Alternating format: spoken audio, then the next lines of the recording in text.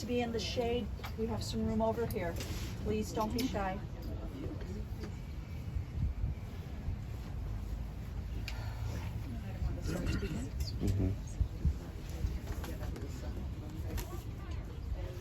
Mizmor leDavid, Adonai roi lo echsar. Binot esha yarbitzeni al me menuchot yanachaleni. Nafshi yishovev, Yanacheni v'magle tzedek l'ma'an shemo. Gam ki relech begitzal mavet, lo yirarai ki ata imadi. Shiftecha u'mishantecha hema yanachamoni. Ta'aroch lefanai shulchan magad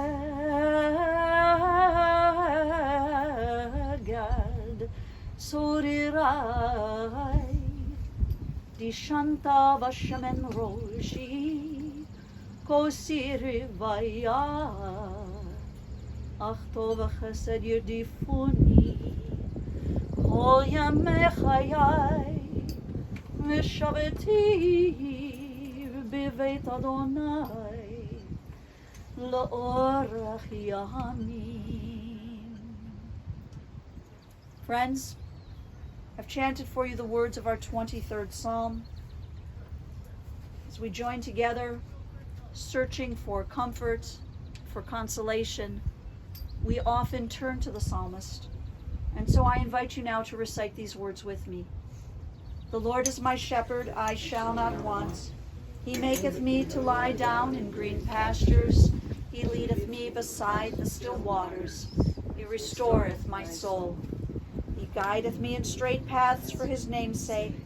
Yea, though I walk through the valley of the shadow of death, I will fear no evil, for thou art with me. Thy rod and thy staff, they comfort me. Thou preparest a table before me in the presence of my enemies. Thou hast anointed my head with oil. Surely goodness and mercy shall follow me all the days of my life, and I shall dwell in the house of the Lord forever. In the rising of the sun and in its going down, we will remember her. In the blowing of the wind and in the chill of winter, we will remember her. In the opening buds and in the rebirth of spring, we will remember her. In the blueness of sky and in the warmth of summer, we will remember her. In the rustling of leaves and in the beauty of autumn, we will remember her. In the beginning of the year and when it ends, we will remember her. When we are weary and in need of strength, we will remember her. And when we are lost and sick at heart, we will remember her. When we have joys we yearn to share, we will remember her. So long as we live, she too will live, for she is now a part of us as we remember Dorothy Pearl. To her children, to Denny and Shelley, and also to Stuart and Gary and Barry, and to her grandchildren, Josh, Melissa, Adam, Randy, Sarah, and Adam, and also to Amanda and Joe and Erica, and to her great-grandchildren, to Easton and Cody, and to Grayson and Garrett. And today, of course, we join our hearts as we lovingly remember her son David of blessed memory. To all who are able to gather with us here today, and to those who were not able to join us or who join us virtually, we are here today not just to remember, but also to celebrate the life of your sweet, beloved Dorothy.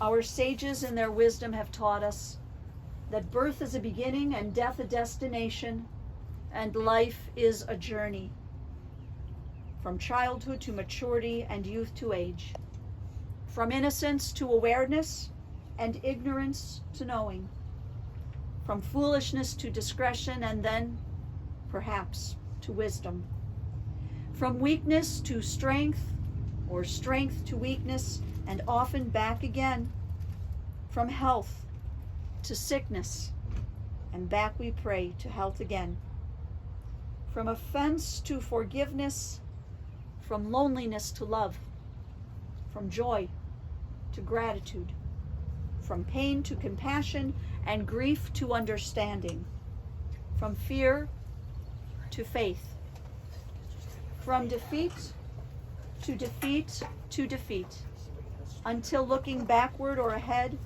we see that victory lies not at some high place along the way, but in having made the journey a sacred pilgrimage.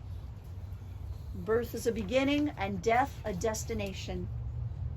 And life is a journey, a sacred pilgrimage to life everlasting. Dorothy's journey, a journey that was just days away from celebrating a 97th birthday. Her journey began here in Cleveland. She was born on July 24th, 1924, to Julius and Regina Klein. Dorothy was the youngest of the 3 Klein children, and she and her brothers, Jonas and Ralph, both of blessed memory, grew up in the famed Glenville neighborhood. Dorothy's youth and teen years would coincide with some of the most difficult and challenging years in our nation's history. But her hard-working immigrant parents fared well during the Depression years and the years to follow. They provided a loving home, and Dorothy was exceptionally close with her mother. Her father was a professional baker, a skill and an artistry that her 2 brothers would inherit as well. The family owned and operated the Parkview Bakery. Her mom was the front person. Regina was the sales expert, while her father, along with Jonas and Ralph, worked in the back. Friends, I had the privilege of knowing Dorothy in her adult years, and I remember the warmest, most elegant, finely dressed, beautiful, and classy woman. So I was a little surprised to learn that in her younger years, she was quite the tomboy. She was always into sports, very athletic, and Dorothy would tell family and friends that she, quote, grew up on the baseball field, end quote. And I'm guessing that meant she not only loved to watch the game, but also loved playing baseball. By the time she was in high school, Dorothy decided she wanted to be a gym teacher, but her parents were not in favor of her going to college, and so that dream was never realized. She attended and graduated from Glenville High School, where she ran there on their track team. And a member of her graduating class, a young man by the name of Joey Pearl, someone who she didn't know quite well, as Dorothy and Joey kind of ran with different crowds. But it wasn't until after the war that they united, or were reunited, and we're going to hear more about this in just a moment. In a moment, we will hear the words and memories from Dorothy's daughters and from 2 of her grandchildren, who will share stories of a loving mother and grandmother, and stories and memories of a loving couple, a couple who celebrated date night every Saturday night throughout their 60 years of marriage. Today, we remember an exquisite woman, and I remember the loveliest couple who dedicated many years in Friday night services to Congregation Bethanu. And whether it was Shabbat service on a Friday night or the Saturday night date night, when Joey and Dorothy Pearl were out together, they always looked as though they had stepped off a page of a Hollywood magazine. Her dedication to her synagogue was one way that she showed her love and dedication and respect to her faith. Family and dear friends were most important to her, and Joey was the most important to her. And now, to help us understand better, to learn more about this beautiful woman and this beautiful life. It is my sad privilege to call on members of her family. First, her daughter, Denny.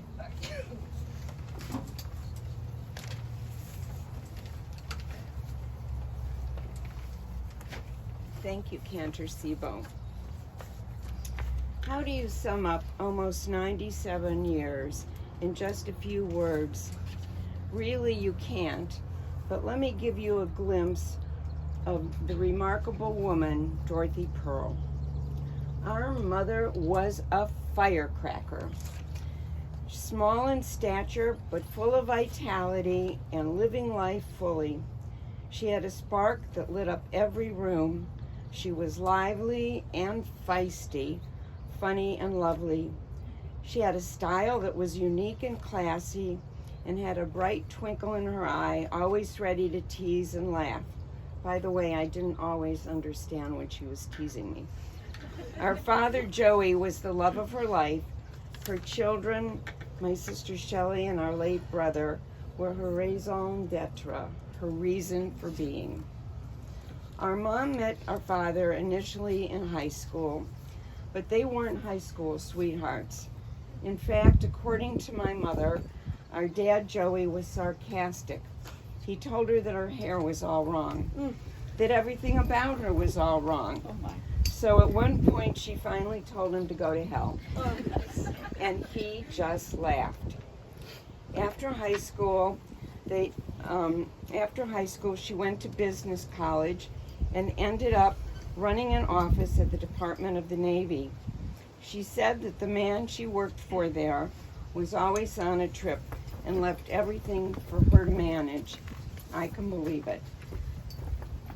After World War II, she and my dad were reacquainted at a party, and within 5 months were engaged and married. My parents loved each other very much, even when they argued frequently, both of them being very stubborn. When my dad passed, we found many love notes to each other while cleaning his office and subsequently my mother's condo. Some were just on little scraps of paper with words of endearment or a poem and often an apology. There was no doubt that their love was deep and enduring. While it was not always easy for my mother to show her emotions, she once admitted to me, she loved us in her own way. At Stu and my wedding 6 years ago, my mom unexpectedly scurried up to the front of the room and literally grabbed the mic to extemporaneously talk about how happy she was that I was finally remarried. Only in retrospect did I understand how much that actually meant to her and how happy she was for me. Our mother was a lifelong learner. In her own words, she said she saw herself as ordinary, but she also saw herself as a person who wanted to learn something new each and every day. There is always so much more to learn, she said. And during the winter she spent in Florida, she took classes about the opera and art. Who knew? And her thirst for knowledge was also expressed in her love of Judaism and desire to learn more about her faith. To this end, she decided she wanted to become a bat mitzvah and studied hard for many months. And she achieved this goal with grace, pride, and humor at the age of 88. Mom adored our brother David.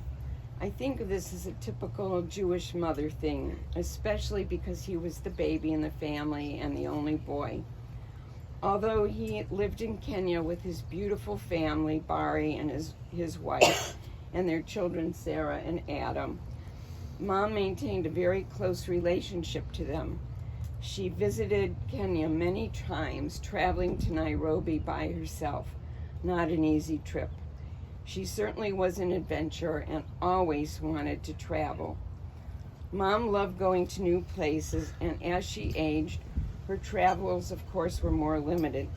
but she became the first one to sign up for a day trip at Wiggins and was also the first one on the bus wherever it was going. How she exercised and cared so much about keeping fit.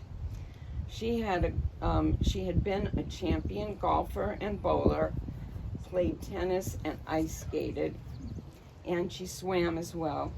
And as she aged, she was ever determined to keep walking without assistance and often walked around the campus at Minowa Park.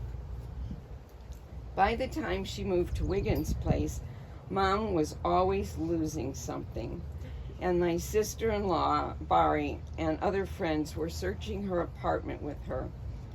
Losing and finding her cell phone was so very Dorothy Pearl. My mom never let anyone get away with anything and always insisted those helping her search should go to the front desk and ask about it. She really loved her grandchildren, and my two, Josh and Melissa, would come and spend time in the summer with her and my dad. One time they took them to SeaWorld, and my mother, fearless as she was, volunteered to be in a live act. And that live act included Shamu, the killer whale, kissing her.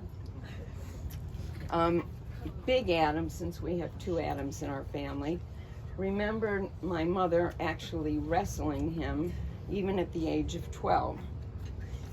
Randy remembers baking with Grandma, and the summers were spent here with Sarah and Adam, who would come in from Nairobi, and she would take them to the playground or over to Legacy. One time I remember we went to see a British sports car show. As great-grandma Gigi, she delighted in Easton, Cody, Grayson, and unfortunately she never got to meet Garrett, but she loved the idea of being a great-grandma. She made a wonderful discovery later in life that she had talent in several art forms. She loved to draw and paint pictures of nature and people, and one of her repeated subjects was Circus Charlie, a very funny rendition of a man with just wiggles of hair on the top of his head. She made many ceramic pieces, both functional and whimsical, like clowns, trucks, bears, dogs. She also made jewelry, especially necklaces. Sarah, her granddaughter, is wearing one of her necklaces, and I'm wearing earrings she made. How proud she was and surprised at her own talent. Dorothy Pearl, Mom, Grandma, and great-grandma Gigi, oh, what a gal. But at nearly 97, as the song says, who could ask for anything more? Thank you, Denny. And we want to now call on her daughter, Shelley.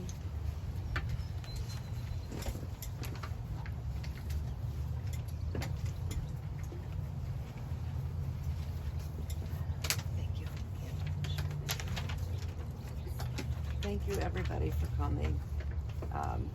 My sister and I didn't talk about what we were writing, but it's interesting because I spent more time with my mom in our younger years because my sister went away to college and never came back to Cleveland. So these are the things I remember about my mom. I remember she used to take me shopping for herself, and at the time there were many like lady boutiques, and I remember she would walk into the store and they waited on her like she was a queen, and they packed her all up and everything was on wooden hangers. It was like, oh my gosh, like how privileged is she. I thought she was the most beautiful mother of any mothers, and when I used to go into her closet, I was amazed at all her clothes. She wore these high heel shoes, and her toe cleavage always showed. It was something like, I remember that, and I thought, wow, do I have a cute, sexy mother?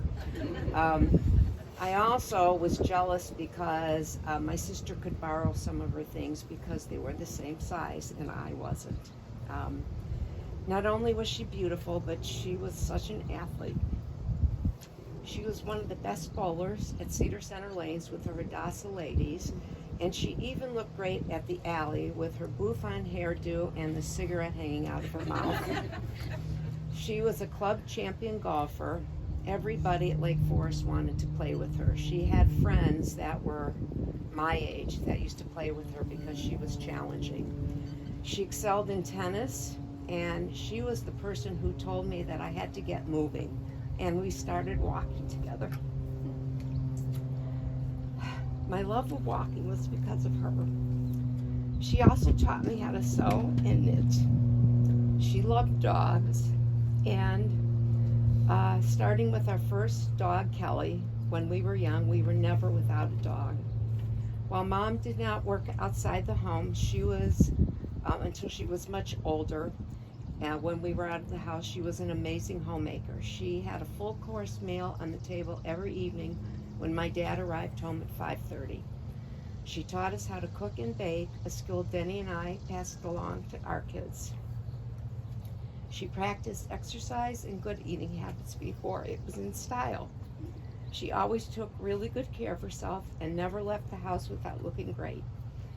She would say, if anything else, don't leave the house without a little lipstick. She loved to entertain, and the holidays were always at our house. She taught me that there was always room at our table for 1, 2, 3, or as many people who needed to come. Anyone was welcomed. I loved the traditions that we grew up with, and while my table is much smaller, I love to celebrate the Jewish holidays with family, and there's always a few stragglers that are welcome. My mom and dad went out every Saturday night, and what a handsome couple they were. While my mom and I always didn't agree and had some knockdown, drag-out fights, I always had to have the last word. I learned once I had my own children to appreciate how smart and well-rounded she was. When the kids were small and we lived in Cleveland, Adam and Randy loved going to her house and sleeping over. It's funny, when I would go pick them up, they would start to fight, and she would look at me and say, they got along perfectly before you showed up. But isn't that always the way? My kids have their own memories, and I think Randy will share today. As my mom grew older and could no longer live alone, she went to live at Wiggins. She loved it there, and they loved having her. She was so social, always attended activities, and created a very nice social circle. She walked every day and was proud she was one of the few people that could walk without assistance there. Her love of walking throughout her life proved beneficial as she aged. She even had a boyfriend there, and he told her that the reason he picked her was that besides her being cute, she was one of the only ladies that was upright. I'm sorry that I was not able to spend a lot of time with her as she aged. We had moved our family to Phoenix, and my yearly visit was not nearly enough. I'm happy that I was able to see her twice in the last year. One last thought, and that is directed to my sister and to Ari.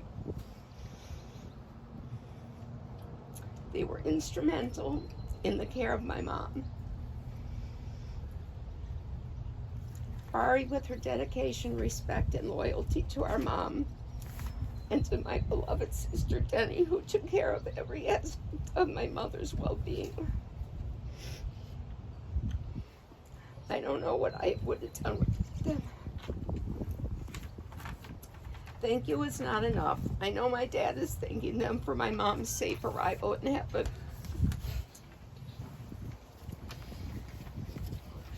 Thank you, Shelley. I want to call on her granddaughter, Melissa.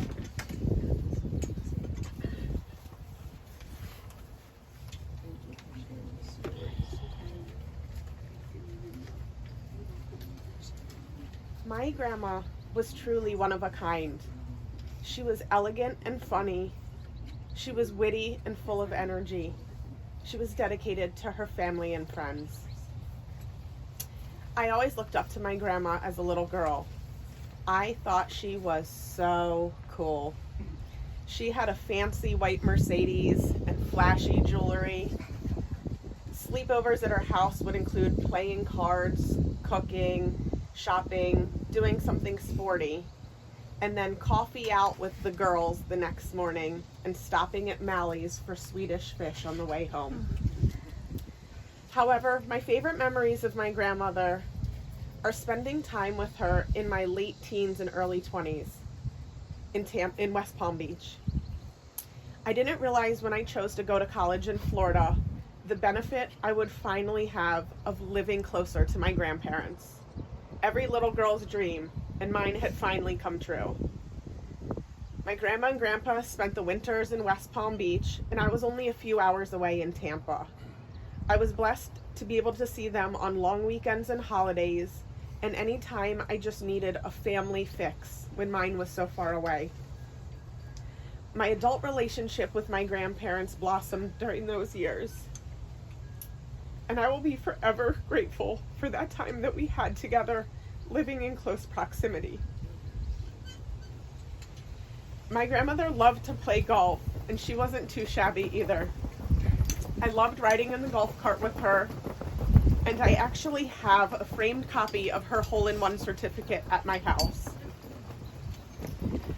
Joe and I have always talked about taking up golf, and I decided last night, just as I was laying in bed writing this, that now is the time.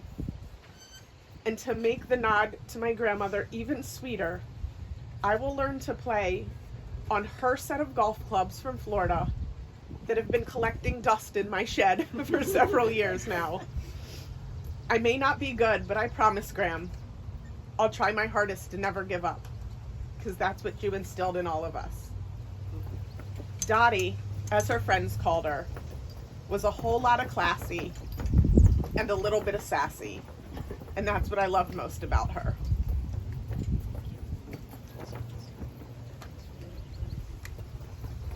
Thank you, Melissa. And last, I'd like to call on her grandson, Josh, who has words to share with us now.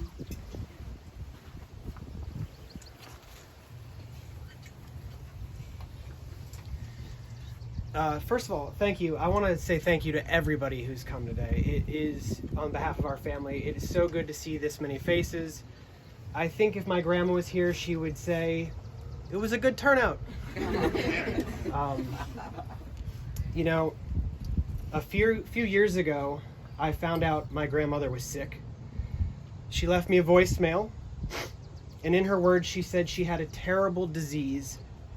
This disease affected her most of her life. And I think most people around her didn't realize that she was dealing with this lifelong affliction. At her assisted living home in Wiggins, she tried to cover it up by keeping busy. In the voicemail she left for me, she said, Josh, I try to go to all the speeches, the demonstrations, the meetings, the singing group, all the groups, sometimes meetings with the rabbi. I do this because I enjoy it. It keeps me busy, but also because I have that terrible disease, Spilkus. And boy, did Grandma have Spilkus. If you knew her, you knew she couldn't sit still. And she was always on the move. She wasn't like other grandmas. Anyone who visited her at Wiggins will know what I'm talking about. She moved at a lot faster of a pace than the other residents there. I mean, she moved. She walked so fast down those hallways, leaving a trail of frazzled residents, tipped walkers, bumped wheelchairs, knocked over canes. She was driving a Ferrari on a racetrack filled with people in golf carts. Grandma was active her whole life. She was very athletic. She golfed, she played tennis, she was adventurous. She took several trips to Africa. And boy, was she funny. She was so funny. Every time we talked on the phone, she would make me laugh so much. My memories of her include visiting her in Florida, where she tried to teach me tennis and golf unsuccessfully, spending summers in Cleveland, working at my papa's store, and in one instance as a teenager, getting wrestled to the ground and pinned in front of all the neighborhood kids because I refused to come in for dinner when she called me in. Still a little embarrassing. It's probably 15. She always kept things fun for us kids. We kept moving from one activity to the next, and I think that was as much for her as it was for us. She would get bored if she stayed in one place too long. I think this week she finally got bored here, and decided to move on. Grandma, we love you. We say goodbye to you today, and you'll be with us forever. Thank you, everybody who came today. Randy, do you want to say something? Are you sure? Thank you, Josh. Appreciate that. Randy, you don't have to. You want to or not? You can just say something. Joan, just give me a half a minute. Sorry, just a half a minute. Thank you. Randy just has a few remarks to add, and following her remarks, we'll be continuing with the rites of burial.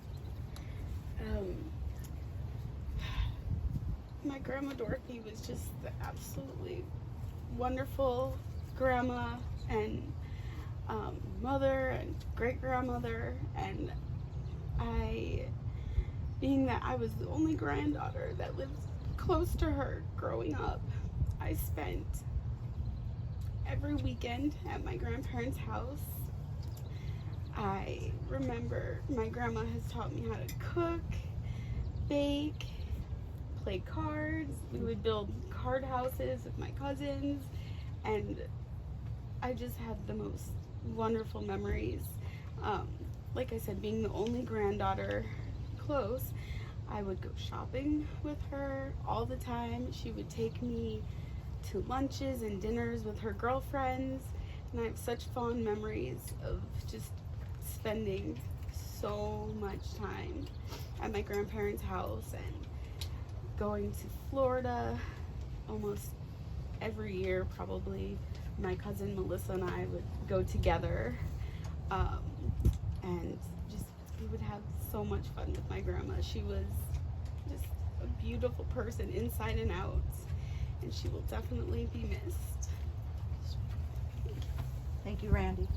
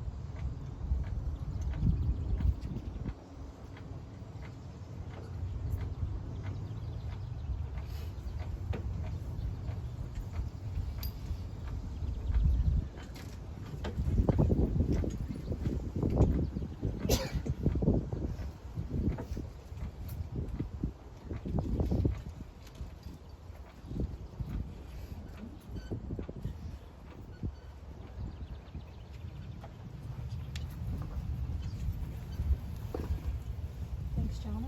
Thank you.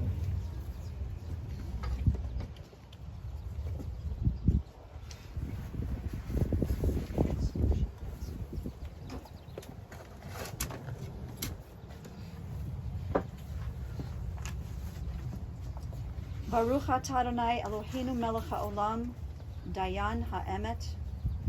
Praised are you, Adonai our God, the righteous judge. Adonai natan v'Adonai lakach, Yehi Shem Adonai mevarach. God has given and now God has taken away. Still we bless the name of God. Vayashov ha'afar al ha'aretz k'shehaya v'haruach tashuv el ha'Elohim asher natana. The dust returns to the earth as it was, but the spirit returns unto God who gave it. May the soul of Dorothy, Dottie, Pearl be bound up in the bond of life eternal.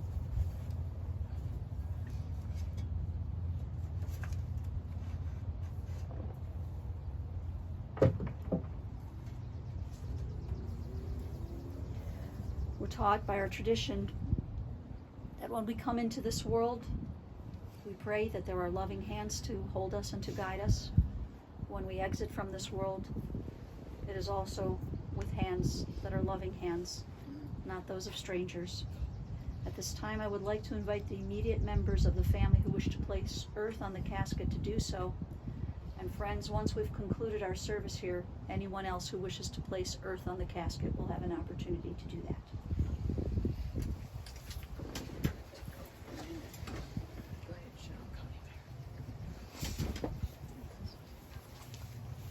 When you come back to your seat, I'll have you remain standing. Okay. Shelley and Derek, Ari, and maybe when you come back to your seat, remain standing for the closing prayers.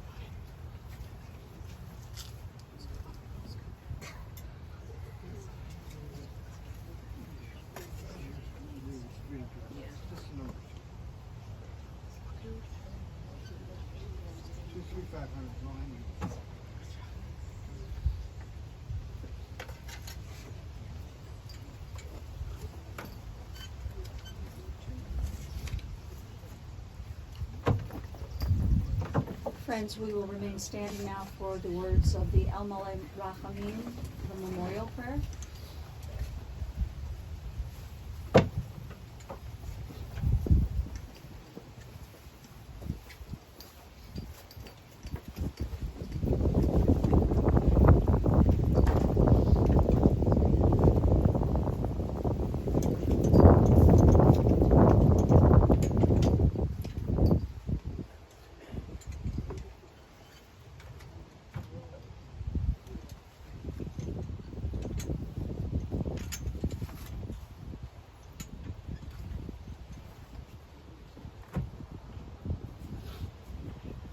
El Malay Rachamim, שוכן במרומים, המסי מנוחה נכונה תחת כנפי השכינה במעלות קדושים מותרים כזוהר הרקיע מסיירים.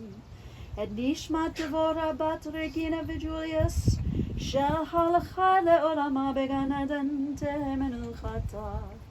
אנא בעל הרחמים אסתירך בסתר כנפיך לעלמין, ותצרור בצרור החיים את נשמתה.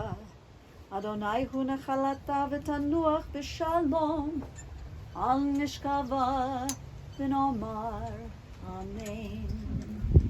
O God, exalted and full of compassion, grant perfect peace in your sheltering presence among the holy and the pure, to the soul of Dorothy Pearl, who has gone to her eternal home. God of mercy, we beseech you to remember all the worthy and righteous deeds that she performed in the land of the living. May her soul be bound up in the bond of life. God is her portion. May she rest in peace. And to this we say, Amen. We turn now to the words of the Kaddish, and we recite together. Yitkadal v'yitkadash shemei Rabbah, b'alma divra chirutei b'yamliv malchutei, b'chayechon u'vyomechon u'b'chayei dechol beit Yisrael, ba'agala u'bizman kariv v'yamru. Amen. Yehei shemei Rabbah mevarach le'olam u'amei al-maya. Yitbarach v'yishtabach v'yitpa'ar v'yitromam v'yitnaseh v'yitadar v'yitalev v'yitalal shemei dekudashah b'richu Le'ela min kol birchata v'shirata, tushbechata v'nechamata, damiran yoma v'yimru, amen. Yehi shaloma rabba min shemaya, v'chayim aleinu v'al kol Yisrael, v'yimru, amen. Oseh shalom b'mroma, huya aseh shalom. Aleinu v'al kol Yisrael v'yamru, amen. We pray that God, who makes peace in a high place, will send peace and comfort to you, the mourners, to Israel, and to all humankind. Amen. Friends, I want to just share a couple of announcements with you. Anyone wishing to make a contribution in memory of Dorothy, the family has suggested that you might consider the Hospice of the Western Reserve. The family will be at the house on Green Lawn today if anyone feels like they want to stop by and visit, but formal Shiva will actually be tomorrow evening at the house on Green Lawn from 7 to 9 p.m. On behalf of the entire family, we thank you for your love and your support today. We ask you to make room and allow the family return to their cars. Those who wish to place some earth may do so now. Those who don't may, after the family returns to their cars, you may go to your own cars.